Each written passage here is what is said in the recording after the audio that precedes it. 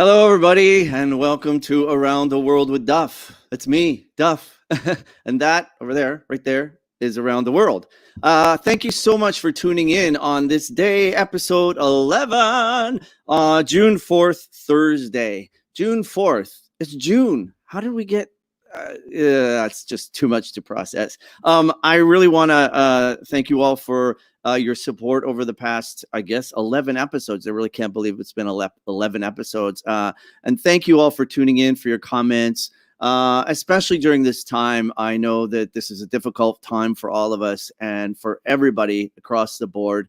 We're dealing with a lot right now. There is 2 crises going on, and that doesn't even count other countries' crisis, which is why I'm doing this show. To sometimes we forget that there are crises happening in other countries simultaneously while this is all going on. And as we were saying, is that it's kind of bizarre that the U.S. is now in the state of, it's almost like war-like state, and some other countries around the world, that is the reality. So Fajer and I actually are going to discuss a little bit more about that.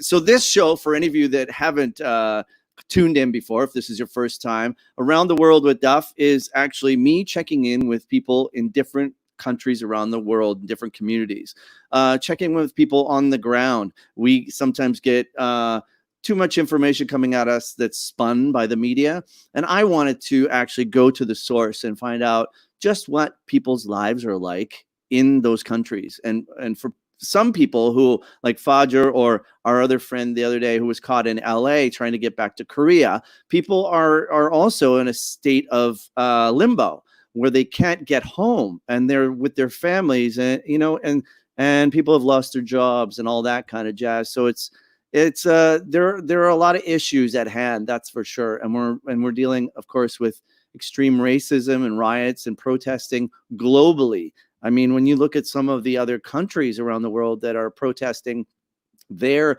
of the footage is unbelievable. Like, I tuned into France yesterday, and wow, so passionate and huge numbers of people. So we've got a little Holly McLeod. Hi, Duff, for the PI. Haha. Yes, glad you could tune in. Thanks, Holly. Anyone with the name McLeod is a friend of mine. But yeah, so there's a lot happening right now. I wanted to read a really beautiful quote. We haven't heard a lot from Barack Obama, which I actually think it would be really important. I know that he did, I think, a couple days ago, came on and had I think a town hall, and he hosted that. But I just wanted to read out this one quote that I read. Peace is hard, but we know that it is possible. So together, let us be resolved to see that it is defined by our hopes and not by our fears. Together, let us make peace, but a peace, most importantly, that will last. So that was Barack Obama speaking at the United Nations. Ironically, I was actually going to bring in my cousin who works for the United Nations and lived in Saudi Arabia, her and her husband and family. She's in Grand Cayman right now, and lived in New York, worked at the United Nations. We're going to bring her on at another time because she's busy schooling.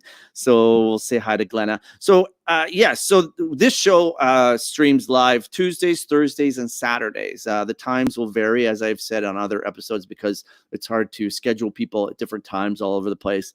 But I'm trying my best. 1 p.m. seems to be the time that works, and also 8 a.m. for other countries that are in different time zones. So it seems to be 8 or 1. So keep an eye out for those. My upcoming guests, I only have one coming up because I think I'm going to take a break next week. I need a COVID break, and I just need a break. So my old friend Patty Bader Johnston is going to join me. Patty and I've known her since I was 16 years old, and she's living in Japan right now, Yokohama, I think. So I really look forward to talking to her. That's on Saturday, my next episode at 1 p.m. 1 p.m. Anyway, check the times on that. My guest today is Fajer Ibrahim Abu Zayed, and he'll probably correct me on that pronunciation. But currently, Fajer is living in Jordan. He's right now in Vancouver. He's lived in Saudi Arabia. Sorry, living in Jordan. Sorry, born in Dubai, raised in Canada, originally Palestinian. Last 5 years he spent living in Cambodia, and the year before in Sri Lanka with his own hotel and restaurant. Very impressive. And lived in Korea, Bolivia, Cuba, United Arab Emirates, Jordan, and Canada. Wow, sounds like my life.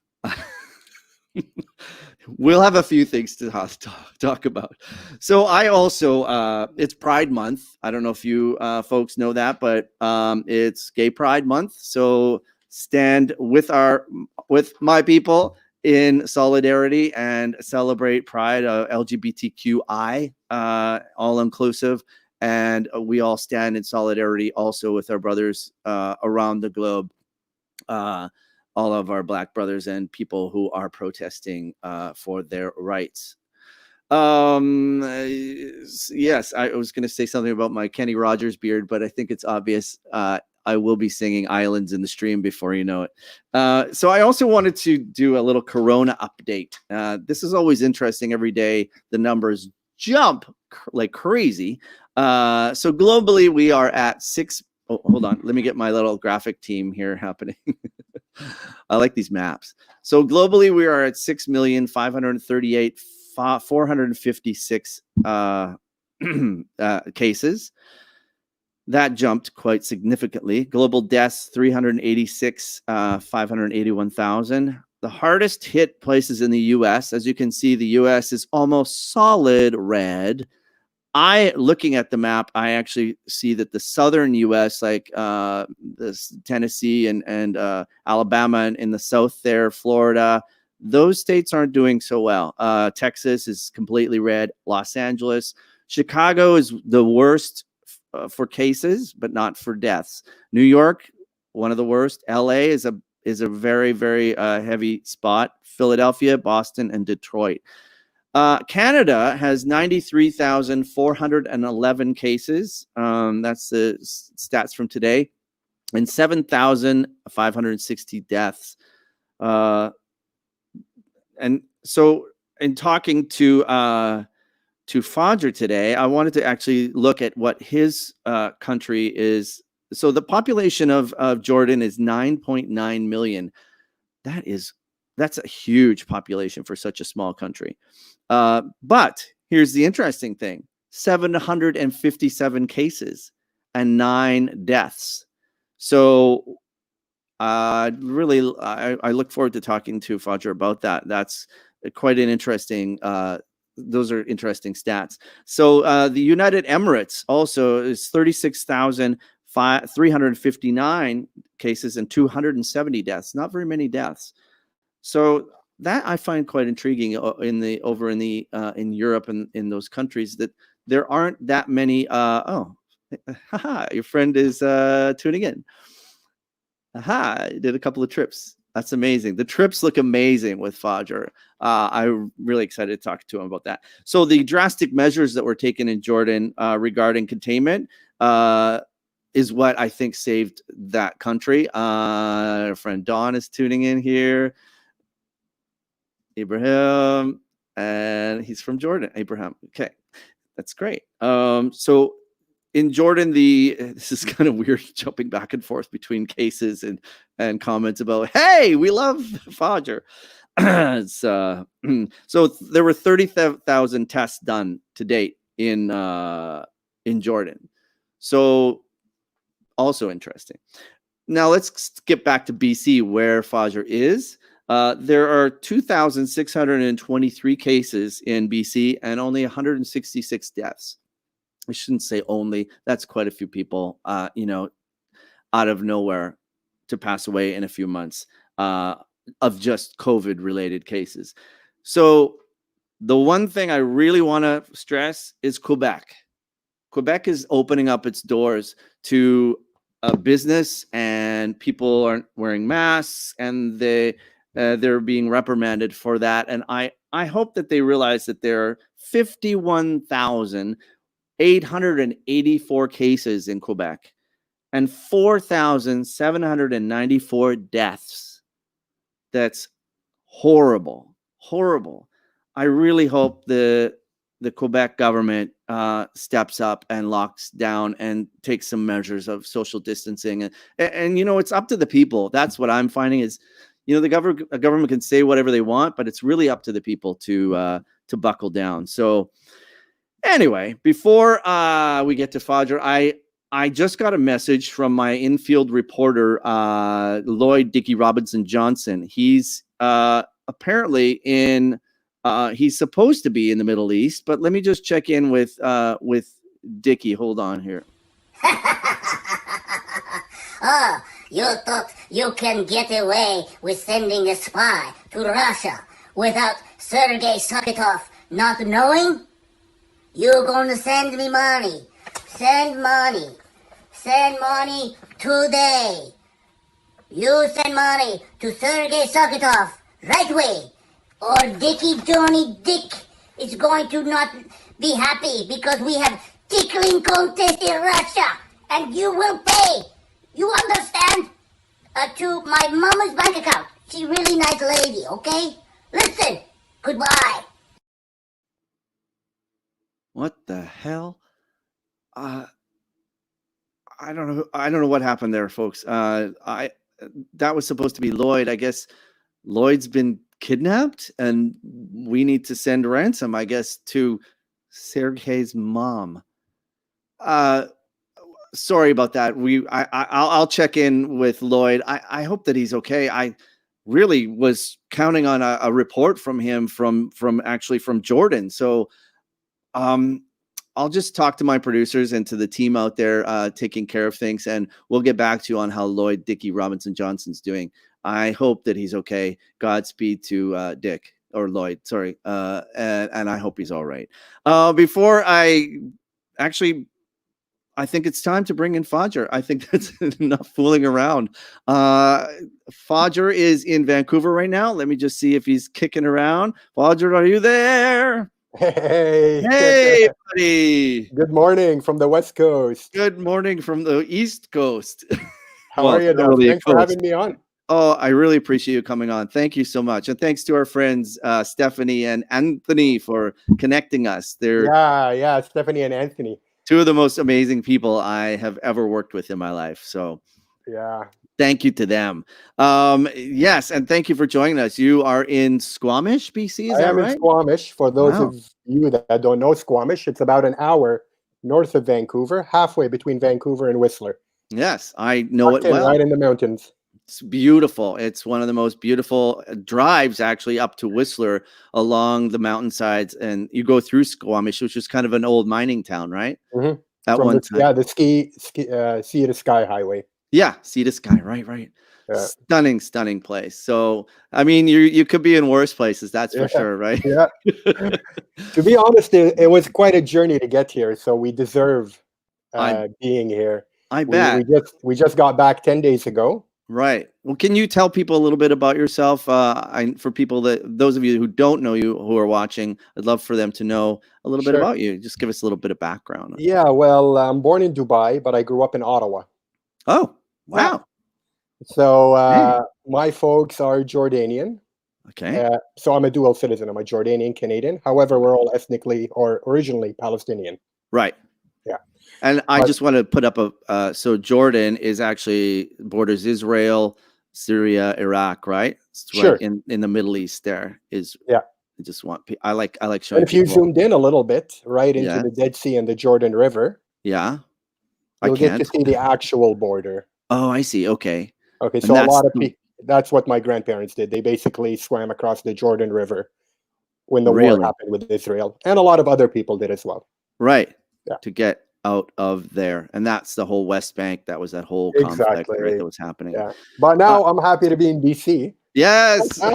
We love the British Columbia. Yeah. So sorry, I interrupted you. Go ahead. Honestly, in my life, I'm born in early 80s, in 83. I haven't seen anything that is war in my home.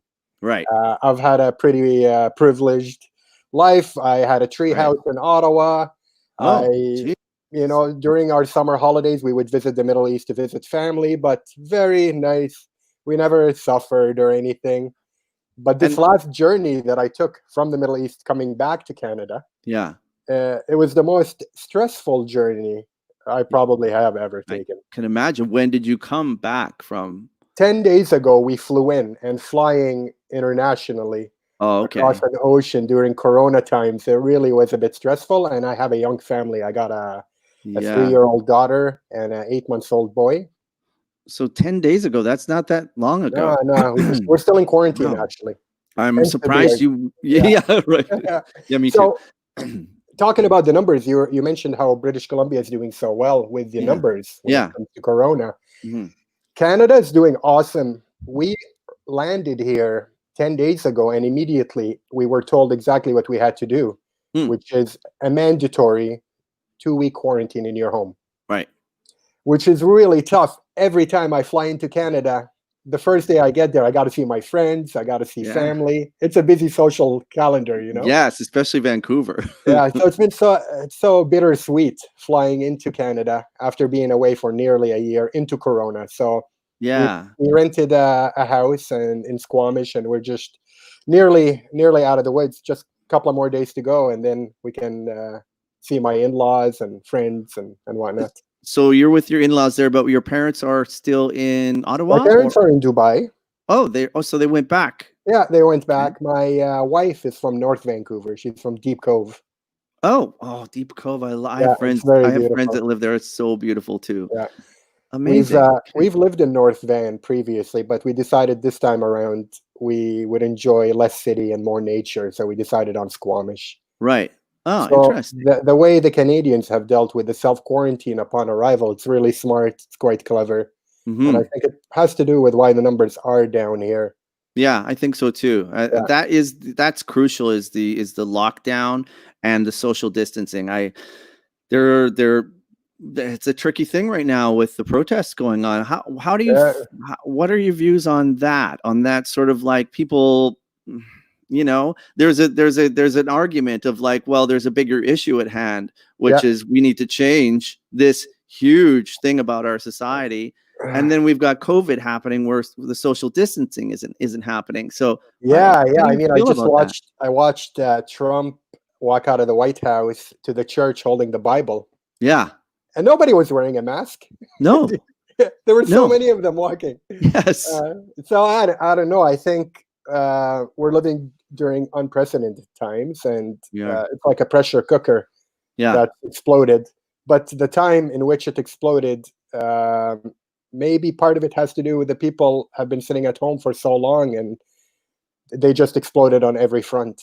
Yeah, right. Yeah, I think that's the key actually is the built up anger The built-up of pressure. right people staying inside all this time, and then the George Floyd thing just put a right Yeah, yeah, ignited the fire, and people were like, I mean, they were already starting to go squirrely when the good weather hit, and they're like, screw you, government trying to control us, and yeah. It's incredible to so watch. Yeah. it really is, yeah, and terrifying. But like, so are people protesting there in Vancouver?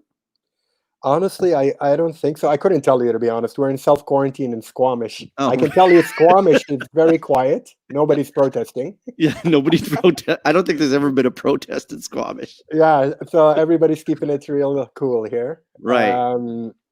But yeah, I mean, watching the masses in the United States, it's so different than where we came from. Well, yeah. Yeah, in Dubai, we had a 2 months curfew, and Right. during a certain time, we couldn't leave the house. Nobody was allowed to be on the street 24 hours a day. Really? Yeah, Wow. Okay, so to go that's out, you had to apply for a permit online, and ah. then they could choose if they granted you the permit, which would allow you to leave your house for a maximum of 3 hours, and it tells you exactly where you're allowed to go. Wow. Okay, so that's very similar to Wuhan and other countries that have the apps where you have to Yeah, yeah, the tune in Dubai and police control this, so they would even know that this particular shop has too many people in it, so they're not going to give you a permit to that. However, really? yeah, yeah, it was really well done, and Wow, very coming specific. Yeah. coming to Canada, where it's up to you as a citizen to self-quarantine. It's really cool. Yeah. Leaves it up to you. The government has enough faith and trust in the people here. Yeah. And it's an educated population. They understand the risks. So it's interesting to see how Canada is dealing with it versus the Dubai approach and versus the Jordan approach, which I haven't even told you about. Yeah. So, let me just say that we don't really have a right in Canada to say, we're being held prisoners and locked down. When you hear about other countries like this, like Jordan, like China, and other places that really are locking you in and you have to have a permit, we should be so lucky that we can at least go out to the corner store and back without a permit, right? Yes, yeah. Or you're even allowed to go to the shop, because right. What happened in Jordan was a total lockdown. Really? 24-hour lockdown, not allowed to leave your house for any reason. And really? there's different stages of the lockdown. They're easing up a little now. Right. But for 2 months, it was a complete lockdown where you weren't even allowed to go to the grocery store. So the government was sending big buses to neighborhoods and distributing bread. Really? It was very serious, and that's one of the reasons why Jordan is considered a success story, or they have the lowest numbers, fatality and infection. They've done really well because it was a very strong, solid approach by the government. Well, yeah, and you've also got it borders Syria, right? So you've got people. I just wanted to show people. You've got people living, 100,000 people living in these complexes, right? I'm sure, right, a refugee camp. So I'm sure they thought, oh my God, this could be a hotbed, right? If we do not take care of this right away, because people are living quite basic, I'm sure, right? With the medical services aren't too available. The government definitely recognized that they don't have the health capabilities to take this head on. So their approach right from the get-go was complete lockdown. They didn't give us a heads up. I live in Jordan. I live in Amman. Okay. So I have an apartment there, and I live there with my family. Right. We went on a 2-week trip to visit my parents in Dubai, in the United Arab Emirates. Right. During our visit, we were supposed to fly out on a Monday. Yes. On Sunday, they announced borders are closed. Oh, wow. So we couldn't get back home. We got stuck outside of Jordan. Oh, no. So it happened overnight. They locked all the borders. In fact, when they made the announcements, the people that were already in the air on their way to Jordan, upon arrival, were met by the military and were escorted to specific hotels in specific zones to be forced quarantined for 2 weeks in hotels. What? Yeah. And that is the situation in Jordan now. They've opened it up a bit so students can come back home, families can reunite. However, upon arrival, it's a mandatory quarantine in a hotel that the government takes you to, in government military buses. So did you make it, and then you got to the hotel and you had to stay? No. What happened with my family and I, we just got cut out of the country. So when the country closed down, we were in Dubai visiting my parents. Well, thank God, at least you had your parents to stay with. Oh man, it was the best having grandpa and grandma for my 2 kids. And I got a big family. I have 3 siblings, and they all have kids, and we all live more or less in the same area. So it was great. I think Dubai actually is quite an interesting place. I just want to show people. I mean, we've all heard about this the building, this the tallest building in the world, right? I can't pronounce it. Burj Khalifa. You have excellent pronunciation, Duff. Good, thanks. So that's like 830 meters tall, which is 163 stories. Like, wow. It is 1/10 the height of Mount Everest. Oh, that's incredible. And you've obviously been up there and hosted. Everest or Burj Khalifa? Because the answer is no to both. When you live in Dubai, you don't go do the touristy things, That's true. It's like the CN Tower here. We don't go up. Exactly. I mean, if I have somebody visiting, I'll drop them off there and pick them up an hour later. Yeah. Have fun. But no, Dubai is a brilliant story. It's a great city, and it's cultural. I mean, it's mixed with nationalities from everybody in the world is there. Yeah. It's truly between London and Hong Kong. It's so central. It's an economy. It's a banking. It's tourism. It's connectivity with Emirates. Dubai being the busiest airport in the world. It's an Yes. awesome city to have been born in and work in and have friends in. It's a beautiful place. Can you explain what this is, Fajer? This is I've seen it on The Amazing Race, but I yeah. forget. So they've decided at one point that they wanted to double their beachfront capacity or property. So they decided to build several islands in the water. This is one of them. It's Oh, the Palm Island. wow. That They is, actually initially wanted to build 3 of these, and they're massive, Duff. They're oh, huge. To drive from the tip of this island yeah. to the mainland, it can take you 20 minutes. Really? Yeah, yeah. And these, so is it all beaches or are those actually communities of people living? There are resorts and Okay. apartment buildings and private houses and everything you can imagine. Right at the tip of it Yeah. is the Atlantis Hotel. Oh, that's this. Okay, That's right. the I one, yeah. see. Oh, Yeah. yeah. So actually, there's an Atlantis hotel in Nassau, Bahamas, which is almost exactly the same. I think it's an exact replica, but you'll have to Google that for Yeah, me. exactly. Well, that's that, and it's one of the most expensive cities in the world, right? I don't know about that, What do you actually. think? Dubai, No? it depends. Here's what I love about Dubai. You can go out and to some of the local neighborhoods Hmm. and have Italian, Indian, all you can eat meal for $3. Right. Or you could go out and spend 3 grand on a meal. So Huh. the range Okay. is there in Dubai. It's not like Toronto where a cheap meal will still be barely under $10. In Dubai, you can go real cheap or you can go super elaborate and expensive. Right. Oh, you can do it. And You can do, yeah. So that's actually great. I have a question from Ibrahim. He's saying, "What's the highest mountain that you've ever climbed?" I saw you were up on Kilimanjaro. Is that yeah, right? Kilimanjaro was the last international trip I did. Wow. And I've been working in tourism. I have my own company that I started 10 years ago. And the last trip I led internationally was in Tanzania. And Yeah. part of the trip, we summited Kilimanjaro. And this was in mid-February. And how many people did you take up with you? We were, I think, 9 people, 9 of us that did the Okay. Kili trip. It's not the first time my company does it. We've done it. This is our 4th go at it. Oh, okay. But what's really cool is everybody summited. Oh, really? Yeah, which is rare. I mean, Yeah. typically it's 60 to 80% of the people make it, but we had such a good team. And leading up to the trip, we create WhatsApp groups. So we have a workout detailed program. We try to motivate each other. Hmm. So it was really awesome because at the time, Corona was just a thing you heard about. It was, oh, that. I'm sure we'll climb Kili, come back down, and Corona will be done. Yeah. Right. No. Like little did we know this would be the last thing we do. And it was such a high note to leave Literally. tourism. Yeah, it was Yeah. awesome, man.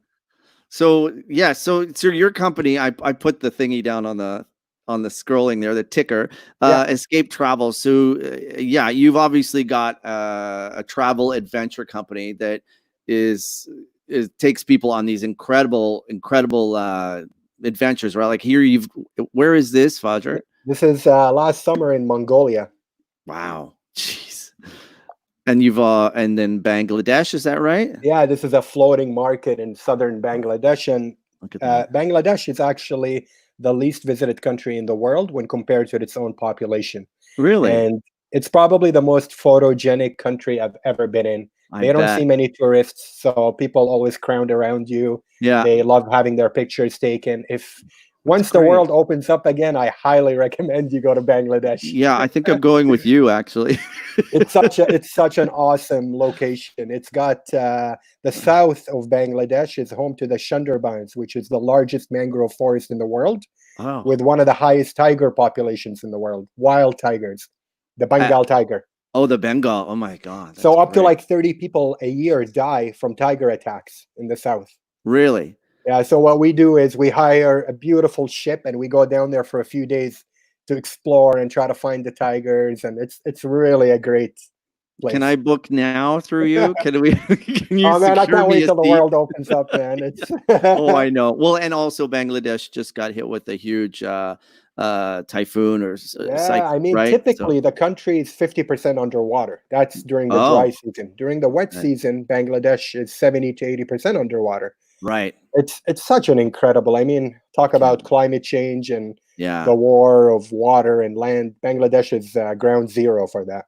Right. Well, and like Venice as well. I know that you lived. Did you lived in Venice? Didn't you? Did I No, see that? No. not Venice, I Venice. was thinking of my other guest. But Venice also got hit with flooding last year, I think, Yeah, and the yeah, whole place was underwater. I mean, that's you have to expect that if it's a floating city, right? yeah, yeah. I was in a place in the Caribbean called the San Blas Islands. I Oh, don't know I've if been you to San Blas. Yeah, it's have great. you. And Yeah, yeah. these It's in now Panama. isn't yeah, right. Yeah, Isn't that interesting, right? Where that's they're awesome. like literally huts in the ocean, and people are living on these huts in the middle of the ocean. Yeah, yeah. It's really cool. Yeah. Yeah, it's quite an adventure. So what other so you've hit how many tours have you done to date? I've done thousands of tours. Thousands. Okay. In March and April, we had to cancel our tours, and I had 35 tours I had to cancel. Oh, I'm sorry about that. It's all good, man. We've had a My really good run. 10 years of traveling, thousands of friends, traveled and traveled. It's been so good. Now it's kind of time for reflection. Yeah. You Right. know? And how you're going to move ahead and proceed from this moment on, right? So what Absolutely. do you have any sort of plan of what you're going to do, how you're going to move ahead? No, not at all. How can we know?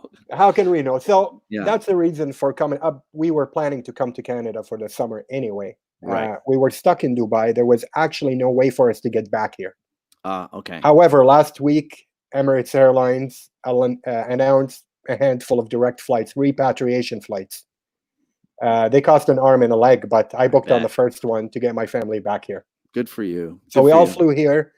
And all we want to do this summer is just hang out in BC, do a lot of trekking. Be with your family. Exactly. Be with the family and get some nature time in and hang out. And come September, I'll start getting my resume together. Yeah. Right. Yeah. You start to come back to reality and realize, okay, what else can I do? Well, what other things have you entertained? What other areas have you entertained? If this is our reality, Fajer, where can you put yourself? Honestly, I am customer service driven, tourism, hospitality. Right. I've owned 2 hotels, and this is it's got to be something along those lines. However, the tourism sector is the first one to have been hit. Yeah. And will most likely be the last sector to recover. That's true. That's true. It's kind of like my industry, like entertainment. Yeah. But people want to be entertained now. They do, which is why we're doing this. Yeah, exactly. Well, you could always start asking for money when you go online and do these interviews. You're like, yes, I'll do it, but for 20 grand. Yeah, 20 grand would be pretty nice right about now, Duff. How much are you paying? I'm going to do installments with you. So we've had a lot of adventures. It's funny that it all came to an end so abruptly, because in March and April I had some really interesting trips coming up. For the first time, we had 2 back-to-back tours to Saudi Arabia. Okay. Which it's considered the final frontier of tourism in the sense that the country is so closed. Right. However, they just got a new leader, and they're undergoing a lot of changes. So they've changed the tourism laws where people can get tourist visas. And what type of thing would you do with people in Saudi Arabia? That's I'm just going to show people. Oh, that's the wrong map. Saudi Arabia. Okay, so that's a big part of the appeal in Saudi is the fact that it's been so closed to the rest of the world. Right. However, with that being said, in the east of in the west of Saudi Arabia, near the Jordan border, there has been some ruins discovered. Really? Built by the same people that built Petra. Oh, wow. Have you heard of Petra? Yeah, actually, I've been there.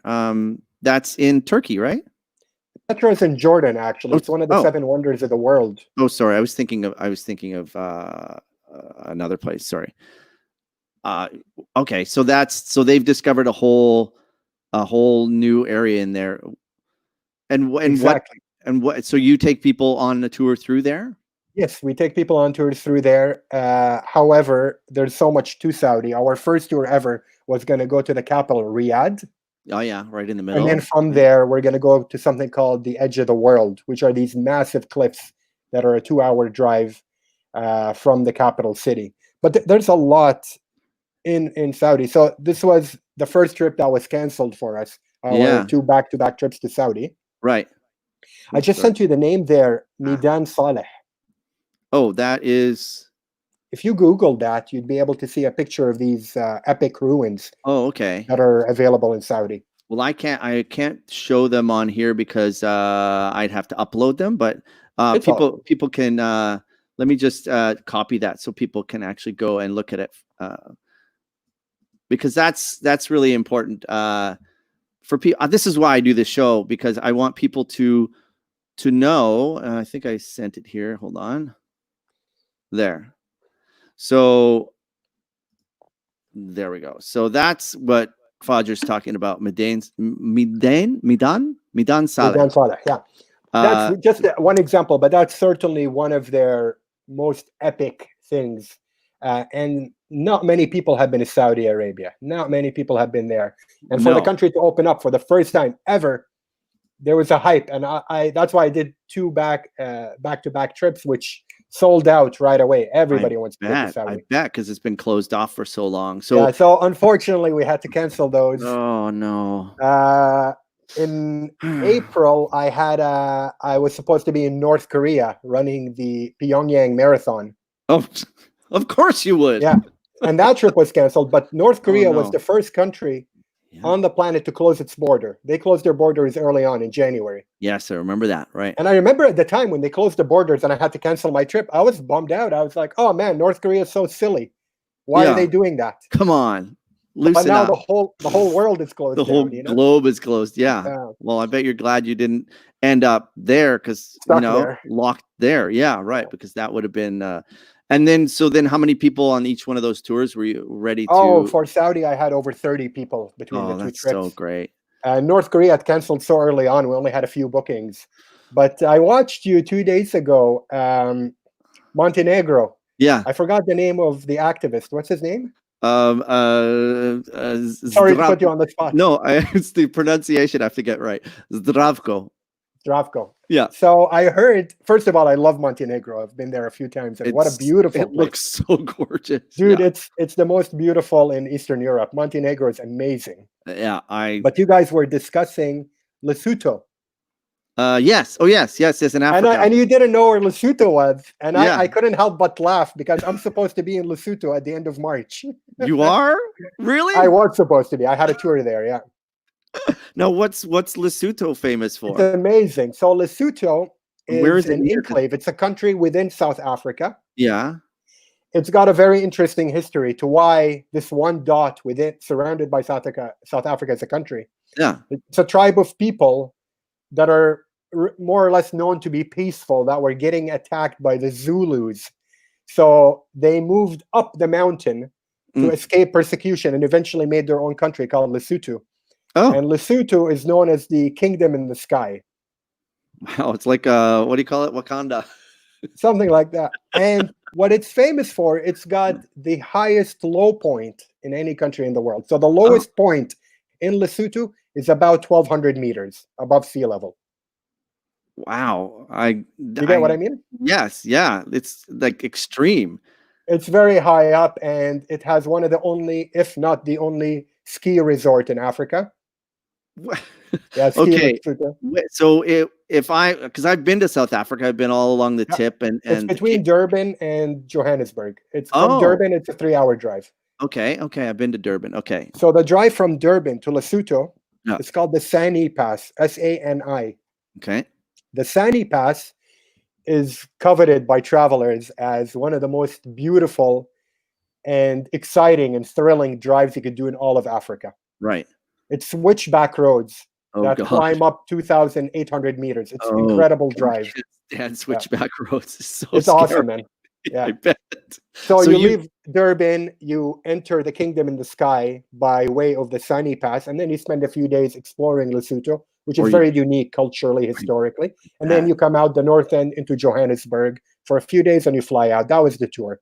Or you just stay in Lesotho and or you get stuck there for Corona in one of the least countries in the world to have gotten Corona. Yeah, it has one death. Or I think I said 1 or 2. It's like For a Yeah. long while, they actually didn't have any corona. It was them and a couple of other countries that haven't reported any cases. And what about Ebola? I know that actually Ebola has Yeah, that's more of resurfaced again. Central Africa. Yeah, The that's Democratic Republic of the Congo, I believe, just right. announced they had a few cases. Now, how do you find out about these places, Fajer? Like, how do you find out that this is the place? You just Google it, like go there and then make it a destination for your travel group? Yeah, so the way I go about setting up our tours, because we deal with a lot of countries that haven't been traveled to very much. Right. Somalia, for example, we send tours to Somalia, to Sudan, to Yemen. A lot of places I'll have to visit them myself. Yeah. And once I visit the country, I'll establish my connections there, drivers, hotels, whatever it takes to make the tour happen. Right. And then that's how we do it. But that's, for me, that's an incredibly fun part of the process. Yeah, I It's bet. the logistics, it's setting it all up, and then seeing it happen. Yes. It's Yeah. awesome. Yeah. So before you bring, so you would go there and, like, for example, Lesotho, you would go there and then you'd set up your contacts. Would you actually go back again before you bring the group? Yes, I'll go with the group Okay. for the first tour always. Okay. And okay, so but have you ever sent a group with and not gone with the Definitely. group? Okay. Yeah. Yeah, I guess so it's hard to like do it all. in addition to myself, there's 4 other people that are part of our team. Gotcha. Okay. So my wife and a couple of college buddies. Right. We've all been at it for all these years, and So great. it's fun. We take turns, but I like to always take on the first tour. Plus, I always like going back somewhere I like. So, Yes. Yeah. Well, this looked really interesting. Where is this, Fajer? This is at the lowest point on Earth in Jordan at the Dead Sea. Oh, the Dead Sea. Okay. So yes. we played around with the mud. This was the last couple of hours of our tour. And this was, in Great. fact, the last tour I ever led. It was in Jordan. I was Right. at home, so the group came to me. That's great. It's yeah, so yeah. great. A lot of Now, fun. I had a question from someone. Hold on here. Don said, "Are they welcoming to the gay community?" I think he's talking about Jordan. Seems obvious they wouldn't. I'm not sure why he said it's obvious, Yeah, but actually, Jordan, believe it or not, is one of the most liberal countries. oh, it's great. Yeah. Like, technically speaking, if within the legal system, Yeah. Jordan is one of the most liberal in the Middle East. However, Now, why is that? I don't think they're accepting in a lot of the Middle East, although our company does all sorts of destinations. I mean, we Yeah. go to Norway, we have a trip to Iceland, we are all over the world. Amazing. But specifically speaking about Jordan, I don't think you'd be able to be openly gay there. Well, from what I understand, the actual act of gay sex is what is illegal. But I don't think, because I found it interesting the other day with my guests, is that researching is that the gay marriage wasn't illegal, but the act of homosexual sex was. Okay, so it's a little technical. Yeah, a little glitch. They need to work that out. But so that's to the religion. the person that commented, if they join me in Jordan, I'll take you to one of the underground gay bars that we have in Jordan. Hey, great. Yeah, there's some fun to be had in Jordan. Maybe we'll both join you in Jordan. I know that I remember being in Italy, in Naples. And it was the last place I thought that gay lifestyle would be underground, but you couldn't find a bar there. It was what you're talking about. It was like an underground bar. You had to find out that it was there from somebody else, and it moved every week. You couldn't, Okay. There was sort of like set bar, which for Naples, Italy, I found quite bizarre. Yeah, or I wouldn't anywhere in expect Italy. for them to be like that. Yeah. So it just depends on which region, and I think that religion plays a big part of it too, right? Of course. Yeah. It the government. depends which part of the world we're in. I mean, honestly, we do tours, all the way from Korea to Morocco, Scandinavian countries, Eastern Europe. So it all depends which part of the world we're in, and we have to be flexible and go with the flow. And Yeah. Well, I think that's super interesting. So now, so you're still in quarantine, obviously. We're still in quarantine for a few more days till Sunday it ends. Okay. Which I'm really looking forward to. That I got What's the Then first we're thing gonna you're go see the in-laws and visit some friends, and there's a nice? lot of trails that I've been looking forward Oh to yeah. around You in Squamish. and even if you can get over to Vancouver Island, because you're right at the ferry terminal, I'm not sure. Yeah, Are the ferries running there? I believe so. Yeah, Okay.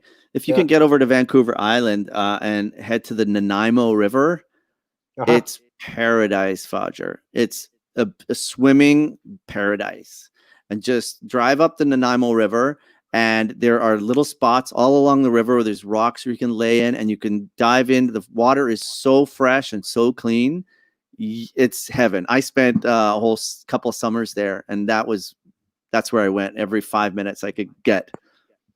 So Yeah, you, you're surrounded. no matter where you end up in Canada, it's Yeah. going to be good. Yeah, Uh, exactly. Yes. we were actually planning to be in Halifax. My wife and I studied at Dal. Oh, Many years ago. wow, that's where I was headed. That's so interesting. Okay. Yeah, so we were planning pre-Corona. Our plans were to spend our summer in the East Coast, Really? but Okay. but now with Corona, we decided to be closer to her parents because we Yeah. don't know what's happening. So Well, we what end up in Squamish. So whatever it's pretty good. yeah, it's apples and oranges. And so I'm interested to know what you were going to study at Dal. It's a beautiful university, by the way. Oh, It's I did study at Dal. Oh, you I did? graduated with a business degree back in 2006. Oh, Yeah, brilliant. Okay. Oh, yeah. so you know Halifax very well. I know Okay. Halifax very well. Yeah, Ah, yeah. okay. Well, yeah, and BC is so welcoming. I have so many friends out there. Well, hopefully we'll get out there and I'll meet. Are you planning to? You obviously are planning to go back to Jordan Yes, we'd at some like to point. get back, but now because my business is more or less stopped because Yeah. of the pandemic. So the idea is just to stay here. We're not in a hurry to get back. Right. I'm hoping by the end of the summer the borders will open because we can't even go back if we wanted to. So why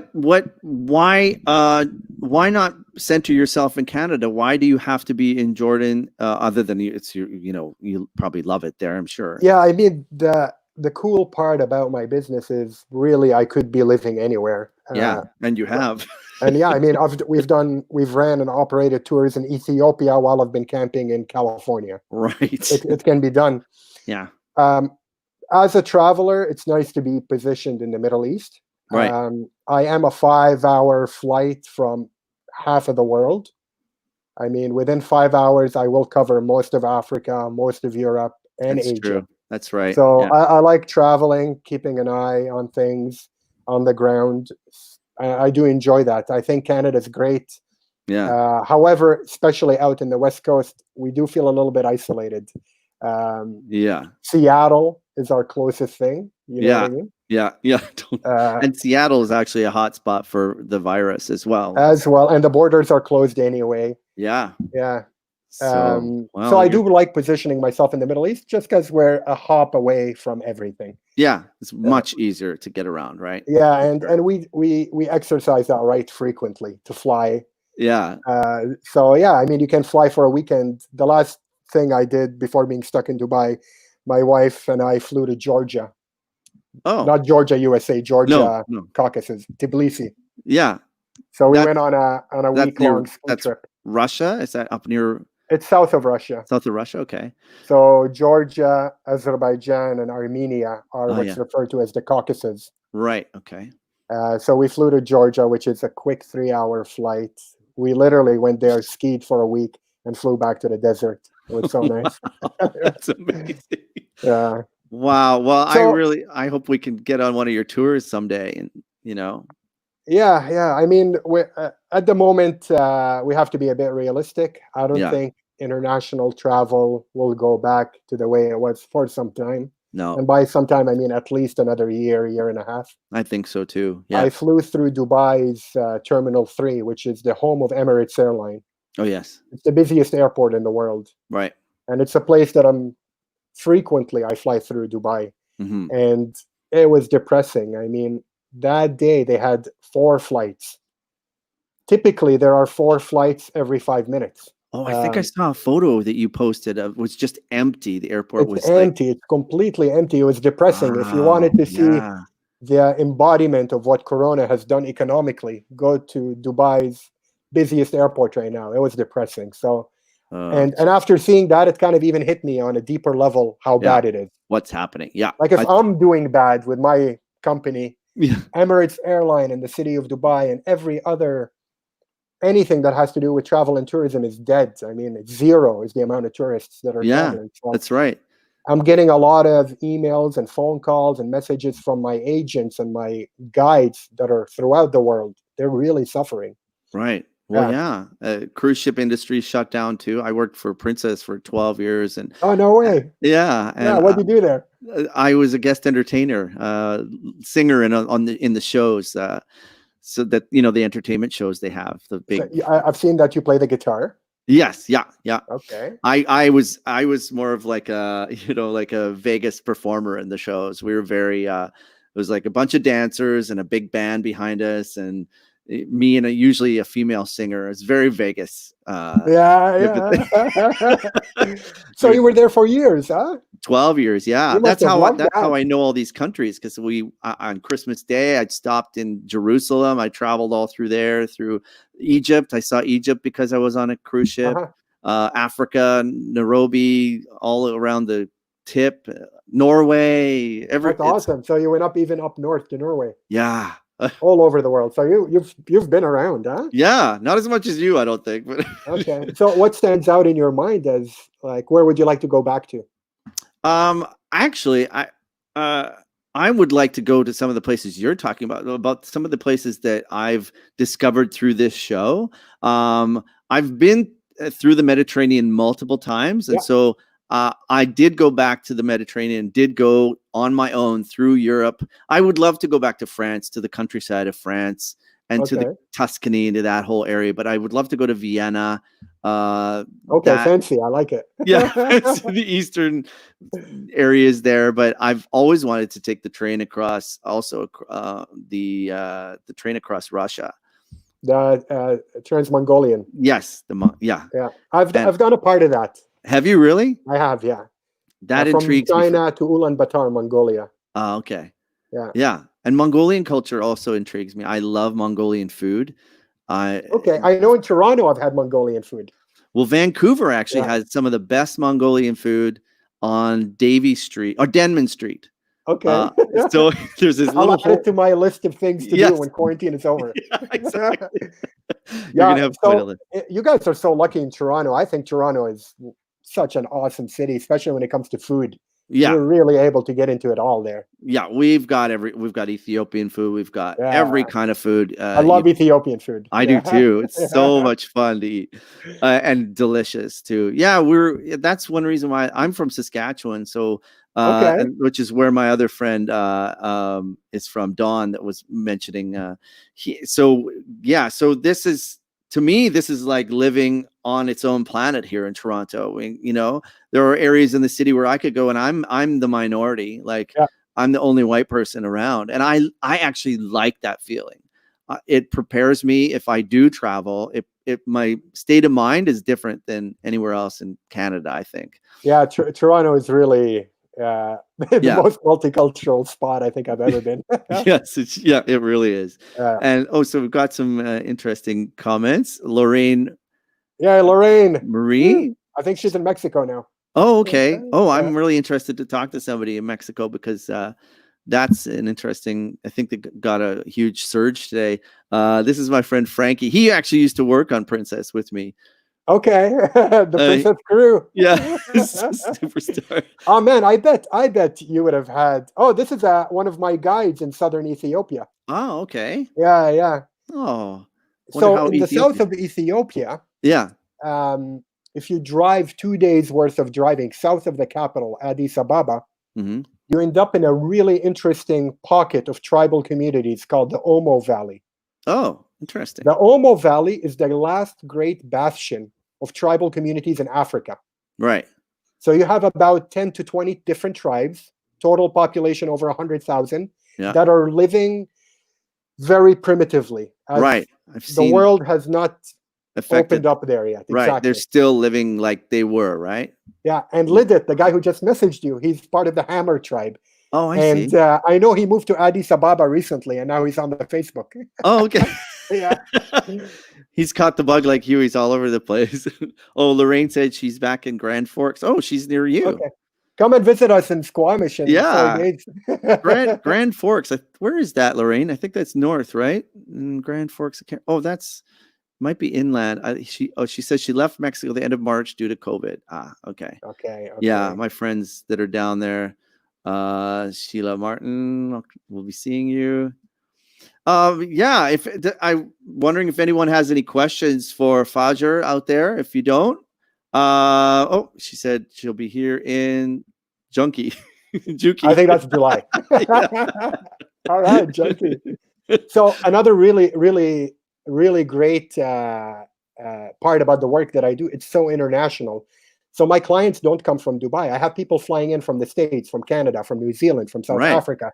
Yeah. So depending where the tour is in the world. So the last tour that I'm supposed to have led was in Iceland. Oh, wow.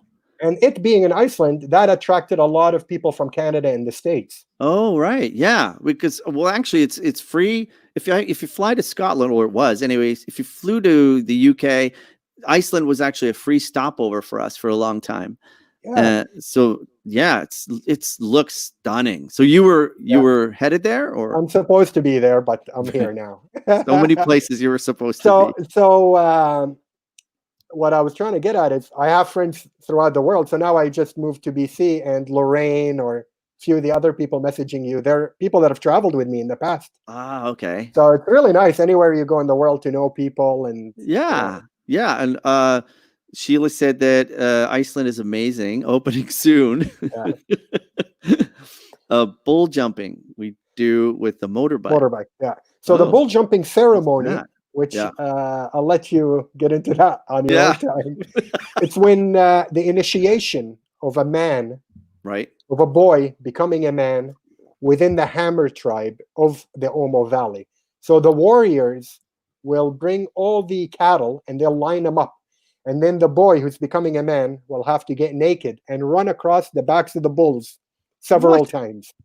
It's a full-on, full-day event, and it's called the bull jumping ceremony that happens in southern Ethiopia. And it's incredible. I've been lucky enough to have witnessed bull jumping ceremony 4 times, 3 times with groups that I've brought, once during my exploring trip. I think I'm actually just going to quit the entertainment industry and become a tour guide with you. It's a lot of fun. Yeah, it's a lot of fun. It sounds just incredible. Like some of these places I'm so intrigued with now. The Middle East also intrigues me a lot because of what we were talking about, Petra, about the history, the deep, deep roots of society, of our culture, of our human existence are there, right? And especially in Jordan and that whole area, right? Jordan, Palestine, Lebanon, Syria, Egypt, Iraq. We do trips to Iraq as well. I mean, it's a lot of history. Yeah, I got to get to Egypt as well. There's so many places. There are too many places, man. There really are. So we just need this Corona to move on through. Go bye now. Thanks for ruining our lives. Another very, very interesting part of the world, little visited, is Yemen. Oh, what can you tell us about Yemen? So Yemen now, unfortunately, there's a civil war or a war happening. Right. So it's a bit of a no-go. However, Yemen is historic. It's culturally very unique. Also, off the coast of Yemen, there's an island called Socotra. Okay. Socotra is considered to be the most isolated island of non-volcanic origin in the world. Really? Yeah, 1/3 of all plant species on the island are endemic to the island. Wow, that's very It's considered rare. to be the Galapagos of the East. Oh, yes. Okay. Geographically, it's 200 kilometers off the coast of Somalia. However, politically, it belongs to Yemen. Oh, okay. Yeah, and it's very popular with scientists, with people that are going to see something that hasn't been seen before. Yeah. Beautiful beaches, a lot of trekking.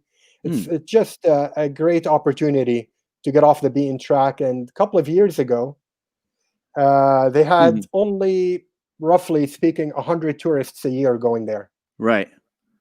I've been fortunate.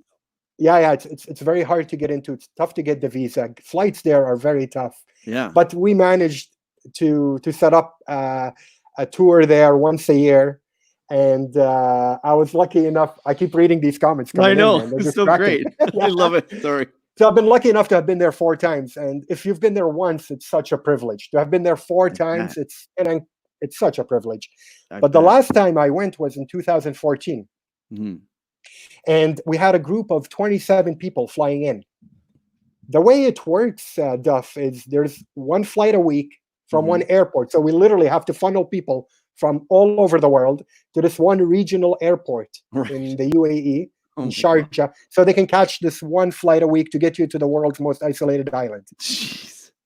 So I go there prior to the group's arrival. Yeah. I bring tents. I go to mainland Yemen. We ship in fruits and vegetables to support our team that are going to be there. Right. So it's a real logistics type of trip. You have I'm to bring in sure. the food. You have to bring in the mattresses, everything. Yeah. We've piled all this food. Everything is ready to go. And then the night before the group is supposed to come, the country's civil war escalates to a point where they had to cancel the airline. No. Yeah. No. So Oh no. So literally, I'm sitting in the world's most isolated island of non-volcanic origin, Yeah. with food to feed an army. An army. Yeah. Well, you might have to feed an army. And I'm just stuck. There's no way to communicate to people. We managed to get a bit of Wi-Fi just to let the people know the trip's canceled. Yeah. And then I ended up getting stuck on this island for some time. Again, poor you, but Yeah. I mean, it's beautiful, but I want to But- get back. of course, yeah. So the only way to get out of the island was the governor of the island had to sign on an order allowing me to evacuate on a military plane. Jeez. Luckily, it only costed me $300 and a bottle of vodka that I brought in. Yeah.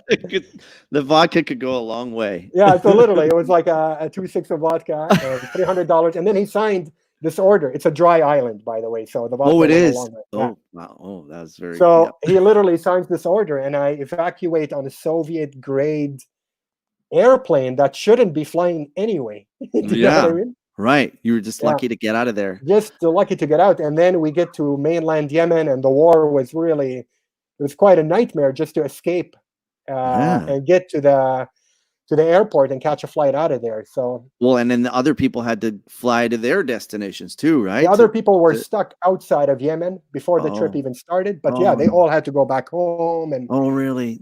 these things happen every now and then. But Yeah. that was an extreme scenario. And what do you do with all of those? Did you bring all your products and your tents and everything back with you I on left that it. on that I left plane? it You there. did? Yeah. Maybe they'll keep it for you when you're back when you come back. Exactly. I mean, I left it with my partner and Oh, you did. and my local partner. I'm like, listen, hold on to it. We'll be back. Well, at least you weren't out that, at least that wasn't And it's complete funny, loss. since 2014, we were unable to return to the island right until March. I had a trip planned for mid-March, which we Yeah. had to cancel because of Corona. Right. Yeah. Anyway, c'est la vie. Oh, Fajer, there's so many things that affected you. The fact that you have a smile on your face is saying something. I mean, you are in beautiful BC, but you've definitely had some major losses, and there's really nobody covering your losses. It's just you, right? The government. I'm sure they're giving you definitely. your A lot of my CERB. friends are asking if I can apply for the government relief. Yeah, But no, I mean, I'm self-employed abroad, so you fall I'm a into that non-resident. gray area, right? Yeah, but it's okay. It's all good. I mean, we've worked hard. We've saved up a bit, and Oh, it's good. okay. We'll ride this one through. Yes. And the most important thing is myself and my wife. We still have our health. Yeah. Right. We'll land on our feet no matter what happens. Yeah, you have to look at the bigger picture. That's what helps us to be grateful, right? Is the number one thing. Like, okay, where are you? And the privilege for me as a white man, I have to check that as well. Yeah. I 'Cause- mean, privilege as well. Yeah. It's true. yeah, Just the way in which we are born and the circumstances that we fall into. I feel very yeah, privileged. And so what? I'm unemployed at the moment. right. I've had 10 years of doing this, and Yeah, it's been, it's just such a privilege to have even lasted 10 years. It's awesome. completely. I mean, I just going back to that whole thing, I heard that a woman talking last night about the black woman talking about her children, and her children became best friends with a white family, and they sat down and were talking about how they were bringing up their children. And she said, these talks that we have about when the kid gets the car, and the talks about the police and in encountering the police, only happens with black people or people of color and their children. It doesn't happen. We don't sit down and talk to our kids and say, you know, when you get your first car, be careful of the police because you might get stopped and, you know, a gun could be pulled on you. Like, these conversations are interesting, what's happening right now with children. And also, like, I mean, I have a friend in Toronto who is from Turkey, and he lived in Vancouver. And I said to him, how come you don't have an accent? And he said, I got rid of it. I'm like, why did you get rid of your accent? I got rid of it. Yeah. He had no trace of a Turkish accent at all. And he was growing a beard, and he was going to shave it off. I said, why are you shaving your beard off? And he said, because I am being, people are harassing me on the subway. And he's having trouble, you know, assimilating. You know, he wants to. That's in Toronto. Wow. Yeah, that's Toronto. That's incredible, man. So, like, we think that we don't experience these things in Canada, but we do. And, like, do you have those conversations with your kids? You'll have like 1, 2 kids? No, I mean, my daughter's only 3 years old. Our conversations, you can talk at her, but she doesn't talk back. Can I have candy? Yeah. You know, yeah. So no, not really. But honestly, I've lived in Halifax. I grew up in Ottawa. I've lived in Montreal. And I've even lived in the Yukon in the summer once. I've traveled across our country, coast to coast, overland, 5 times. Yeah. Very proud of that. Yeah, that's amazing. I can't say I've personally ever encountered anything bad. I gotta be honest, man. That's great. Good. Yeah, I gotta be honest. And you can see me. I'm wearing my turban. Yes, I love it. I love it. So I mean, sure, there's ignorant people out there, but you give them a smile, and most likely you'll get a smile back. And that's why I love traveling. You're always in these awkward situations in countries that language is a barrier, culturally it's a barrier. You just give it a smile, and it disarms people, doesn't it? It disarms people. Yeah. I always say that in Toronto. I always look people in the eye when they come at me. I always just look them right in the eye and just give it a smile. And it totally disables people, because most people look away, and the fear then feeds it. It's kind of what I was talking about with the Barack Obama quote off the top. The fear quells and starts to, you know, the fear will start to overtake the joy, and the joy is actually, and the love is what disables people. Like, so that comes with travel. I know myself, and you and I probably the same way.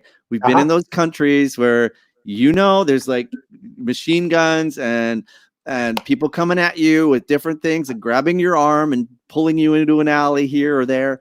And it's, it gets down to that human level of like, hey, we're on the same playing field here. You know, I'm not to be taken advantage of. I know what you're doing. I appreciate it, but please. Yeah. You know, that's the thing. A smile can take you a long way. Yeah. The humanness of it. I'd love to share a quick story with you about guns and smiles. Please do. I was in what I mentioned earlier, the Omo Valley in southern Ethiopia. Yes, yeah.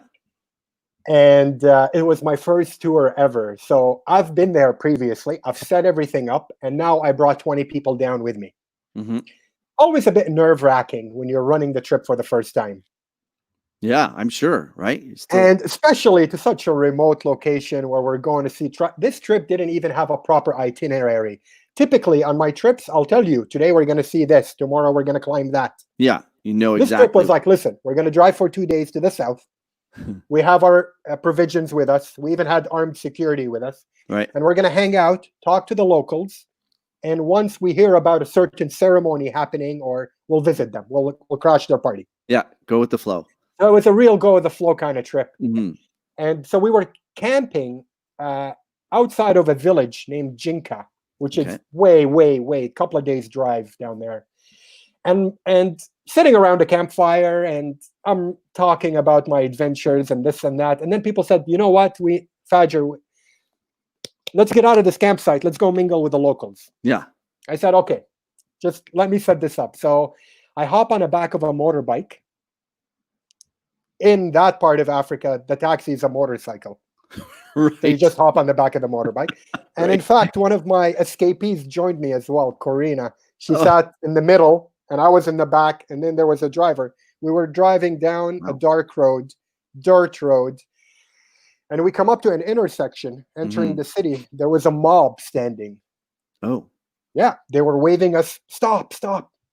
Our driver got scared and just pinned it, pedal to the metal, and just drove, took a left and drove really fast. Oh my God. Minutes later or seconds later, this group pushes a tree onto the road, blocking our way. Wow. So they stopped us. They were carrying machetes and guns. Crap. Yeah. So honestly, when we passed the first group, I looked back and I saw that they were pointing their guns at us and they were about to fire. The only thing I could do, Duff, was put my head down to be more aerodynamic. Yes. So that's what it was. I really thought we were goners. Yeah. Yeah.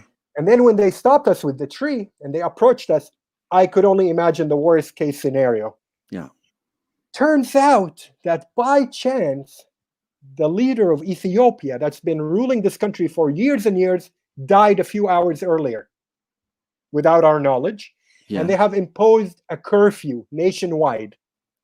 Oh. Okay. And during that moment, I decide to go out and look for a bar to take my group to. Yeah, you were just bad timing on that one, Fajer. Terrible, man. And I had my one of our travelers with me, and we were stopped with all these guns drawn out. Yeah. And I didn't even know what to say. All I did was I looked at the commanding officer with a big old smile, like, listen, man, I have 20 foreigners. We're looking for a bar to go to, you know? Yeah.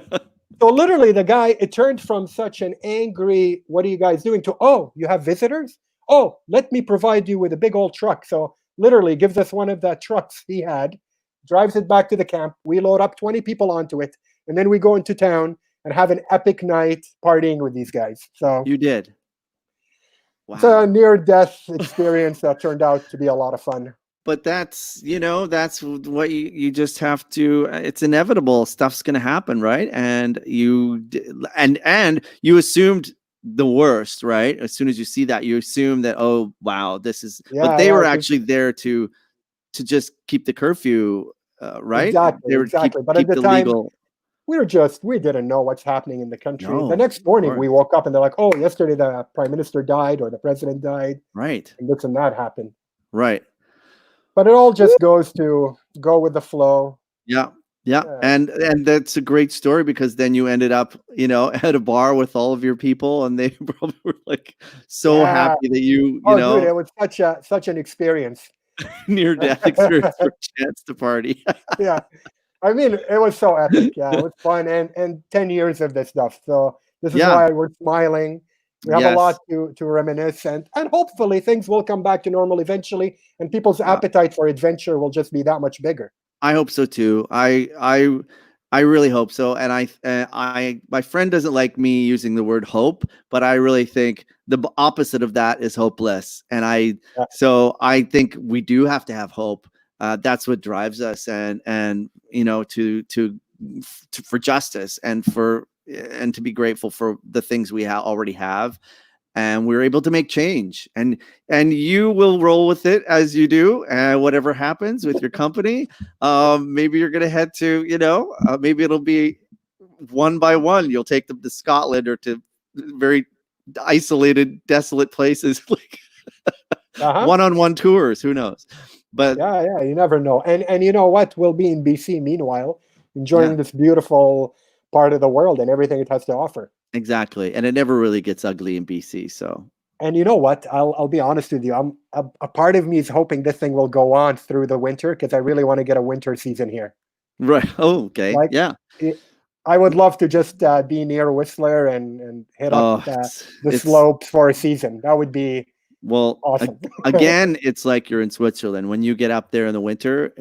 That's the thing about Canada. We have all the terrain, right? It's kind of like the US. We have all these different terrains, Uh-huh. and people have settled in their little communities. And up in Whistler, you'd swear you were in Germany all of a sudden, in the Alps, because all the little chalets and then you head over to the island and it's paradise where there's surfers along Tofino on the other side of Vancouver Island. Uh-huh. It's surfer paradise. Like, so, Amazing out there. I've been out there. It's beautiful. oh yeah. So enjoy our country and enjoy the British Columbia. And You know what, Duff? I think you should be sponsored by Tourism BC. I really do. I think so too. I think we're doing a pretty good job here. Exactly. People are going to start start walking to BC now. Yeah, but like I said, man, every part of the country is great, and there's, Yeah. I could have been happy in the East Coast, West Coast, North, Yeah. Saskatchewan, anywhere, man. Yeah. Well, I'm here to shine a light on all these great countries and great provinces and states. And Philomena says you should have a book. Well, yeah, I'm working on it, Philomena. I'll yeah, maybe that's how you can make your next buck, right? Is she said a book? Yes. So yeah, we've got a few more. Ryan says, "Miss you." Ryan's been with me to Socotra in Yemen, actually. Ah, okay. So he on that trip. Okay. Not on the one I got stuck on, a previous one.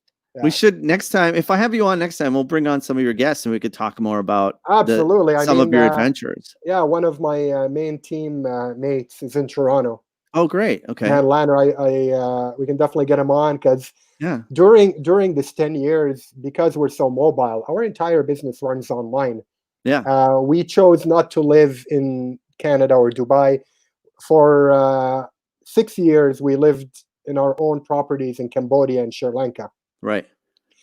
So we decided, hey, since we're doing this anyway, let's make our base an actual hotel or hostel and have people coming in from all over the world. So for a year, we ran a hostel in Sri Lanka.